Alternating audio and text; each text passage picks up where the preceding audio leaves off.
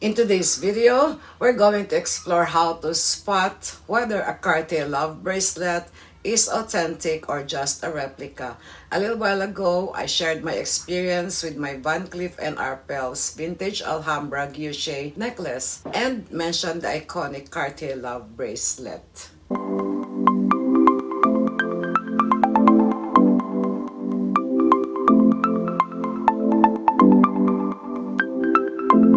Hi there, I'm MC and welcome to my channel. My passion lies in luxury fashion, beauty, and lifestyle. If you find these topics interesting, I invite you to subscribe and turn on your notifications for updates. So, let's dive into the details. First, I'd like to share my personal insights on this beautiful piece of jewelry which I purchased directly from the Cartier boutique in Greenbelt, Makati. And I've been wearing my love bracelet for 3 years and it has become a daily staple for me. I still love and cherish it despite the scratches and all. I don't baby it anymore the way I used to. The combination of this beautiful design and exceptional craftsmanship truly makes it stand out. If you're curious to learn more, I have unboxing and review videos of the bracelet which you can find link in the description below. Now let's talk about what it's like to wear the Cartier Love Bracelet. Due to its distinct design, putting it on by yourself can be a bit of a challenge. The bracelet is secured with tiny screws that require a specific screwdriver which comes along with your purchase. While some might find it tricky at first, I've learned to handle it independently. That said, it does take a bit of time and patience to ensure it's fastened properly. I'm going to show you how I take off and put on my bracelet by myself in a little while.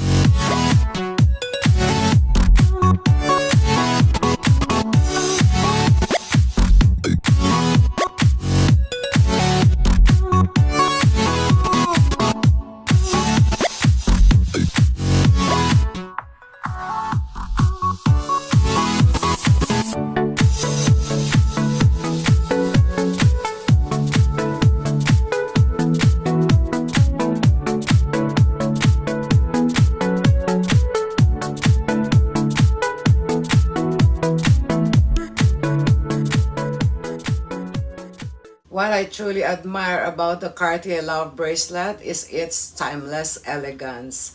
The sleek mirror finish gives it a sophisticated vibe, whether worn solo or stuck with other jewelry pieces. Layering the Love Bracelet with other bracelets or pairing it with other Cartier items, such as the Just and Clue, has become a trend. If you enjoy mixing brands, you might notice it often styled alongside pieces from Van Cleef & Arpels, Bulgari, so on. However, if you prefer a bangle-focused aesthetic, stacking it with other bangles will create a more harmonized look than mixing too many different styles together. Over the years, the Cartier Love Bracelet has witnessed a surge in popularity.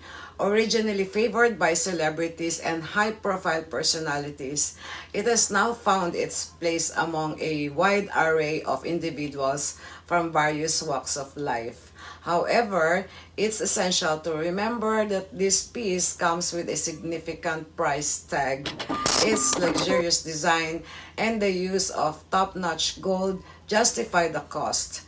When you invest in this bracelet, you're not just getting an exquisite piece of jewelry, you're acquiring a work of art. But given the increasing demand for the Cartier Love Bracelet, it's no surprise that replicas are flooding the market.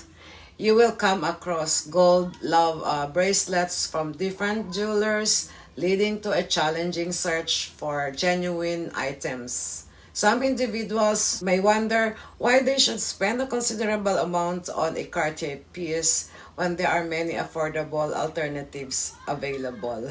If you bought your bracelet from an authorized Cartier store along with an authenticity certificate, you can feel at ease with your purchase. But what if you're considering a purchase from a reseller offering a close to authentic item at a discounted price?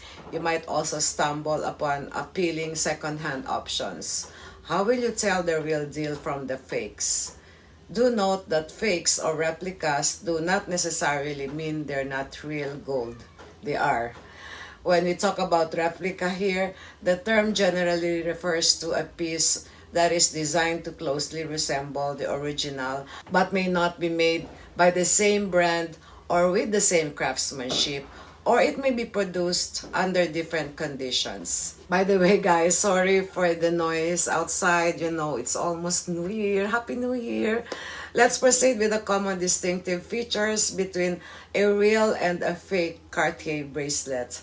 I have here a fake Cartier bracelet in 18 karat yellow gold at 13 grams, the heaviest among available ones that I found at the time, and it was priced at only 27,000 pesos. I bought it just to try out how it feels like to wear it permanently without taking it off for a long period of time, because this was my worry at the time, since I'm the type of person who likes to switch bracelets or any kind of jewelry a lot. If I can endure it, then I'll buy the original. Both are 18 karat yellow gold and in large or regular size. The first step is to check the weight of the bracelet. The authentic bracelet is solid and heavy. Cartier bracelets use high quality materials, giving them a noticeable weight. If the bracelet feels unusually light, it may be a replica. Next, focus on the craftsmanship. Take a closer look at the details, and genuine Cartier pieces have a distinctive high-quality finish with smooth polished surfaces. The plating is even and durable, resistant to discoloration. Watch out for imperfections like rough edges, poorly executed engravings, or any inconsistencies in the overall appearance. Fake bracelets are often inconsistent or with rough plating, which can show signs of wear quickly. The surface may appear shiny as well, but it's often prone to denting and more susceptible to damage than the original, especially with regular wear and handling. Then, don't forget to inspect the hinges and clasps of the bracelet. The Cartier Love Bracelet has a specific locking system that should work flawlessly and closes securely. The clasp should feel solid when it's locked in place. Using the screwdriver included with your purchase, if you find the clasp weak or malfunctioning, that's a strong indication that the piece isn't genuine. The mechanism feels cheap, not smooth, and the screw must be completely unscrewed for the bracelet to open. Additionally, visible screws on the outside are definitely a sign that the item is a fake. Another obvious difference is that the screwdriver that comes with the fake bracelet is light, rough, flimsy, and the material tarnishes quickly. But with the original, it's heavy, solid, and has a well-made finish. You would think it's real gold because the color is bright and it doesn't show fading. I don't know if it will fade in the long run. Let me know if yours has faded. It's really a high quality mini screwdriver to me. Engravings on the bracelets also plays a significant role in determining authenticity. Real Cartier bracelets bear precise engravings of the Cartier logo, metal purity indicators, and a serial number. It's a smart move to compare these markings with images of verified authentic bracelets online. The serial number should match the authenticity card and can be verified by Cartier. The engravings on fake bracelets are often poorly done, with uneven lettering or incorrect fonts. The hallmark may be missing or wrong, and you may notice inconsistencies. Of course, we have the packaging. Cartier packaging is essential part of the luxury experience that comes with buying an authentic Cartier item. The packaging is designed to reflect the high quality and elegance of the brand. The outer box is usually deep red or burgundy, a signature color for Cartier. It's made of high-quality sturdy material, often resembling leather or textured cardboard.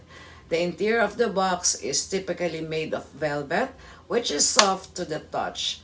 The logo is usually embossed to emphasize the brand's luxury status.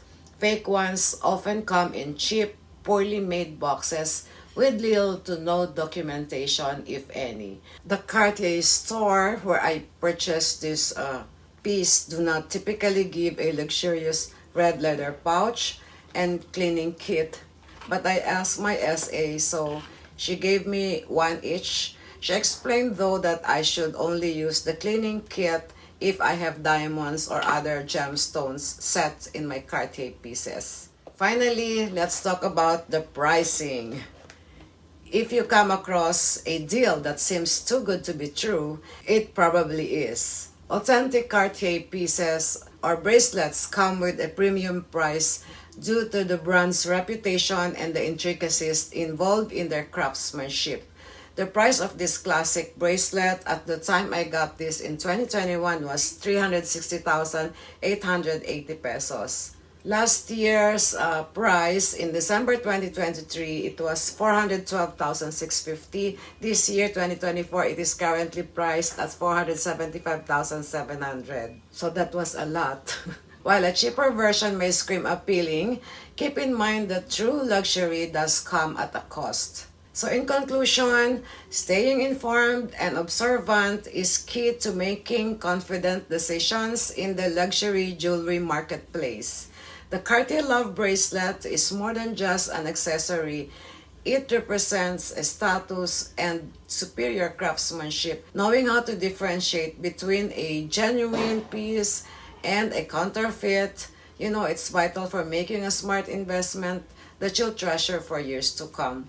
Whether you're a seasoned jewelry lover or venturing into your first high-end purchase, keep these essential tips in mind as you search for your next remarkable piece of jewelry. That's it for today's video, and I hope you enjoyed watching. I also hope you've learned something about fake versus original features of the Love Bracelet. If you did, please give this video a thumbs up and share your experience with us in the comments below. Thanks a lot, and I'll see you in the next one. Bye!